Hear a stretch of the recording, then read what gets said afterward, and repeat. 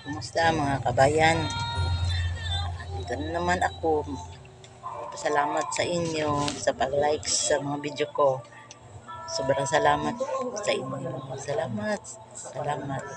At sana nandyan kayo sa mabuti. Palagi lang tayo magdasal sa Panginoon. Bigyan tayo ng mahabang buhay at lakas na katawan. Huwag tayo magkasakit. Yan lang. At walang mga problema na malaki. Sana kaya natin ang ating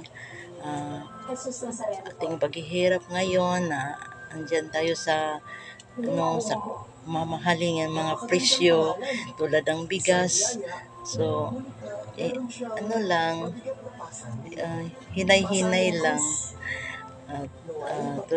Tulad ko, hinay-hinay lang kasi konti lang man ang natin, kabuhayan. Ito lang, pagpaninda. At sa mga nagtitinda dyan, tulad ko, dyan sa palengke, dyan sa mga sari-sari store, sana konting tiis lang sa mga natin, sa mga customer natin. Meron tayong mga customer na mga mainitin ng ulo. Oy, nako.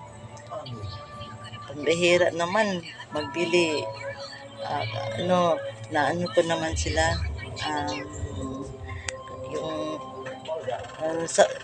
Nang hatid ba na ang pag-budget ay mahirap. Yung bigas is 56 ang kilo. Then ang mga ulam tulad ng isda. Nako.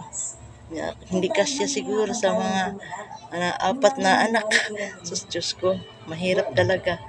So, tiis lang tayo. Basta maggawa lang tayo ng mabuti. At lagi lang tayo magdasal sa Panginoon. Diyan lang ang Diyos. Diyan lang siya nakatingin sa atin. At tumawag lang tayo sa Kanya. Walang imposible. Walang imposible. Tulungan niya tayo.